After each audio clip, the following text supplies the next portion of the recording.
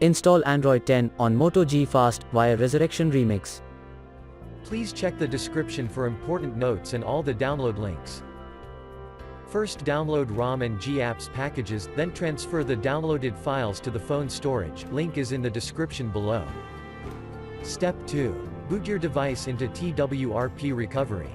Once in TWRP, click on Wipe, Advanced Wipe, and select the check boxes, as shown in the image, excluding internal storage. Step 4. Swipe the button to wipe the device. Step 5. Go back to the recovery main screen, and tap on the Install button. Step 6. Navigate to the storage, and select the ROM zip file. Step 7. Finally, swipe the button on the screen, to install ROM file. Step 8. Flash the G-Apps zip package, in the same manner. Step 9. After G-Apps flashing completes, select Wipe Cache and Dalvik from bottom left side of screen, and swipe to wipe. Step 10. When the flashing process is complete, hit Reboot System. That's it, you have successfully installed the ROM on your device.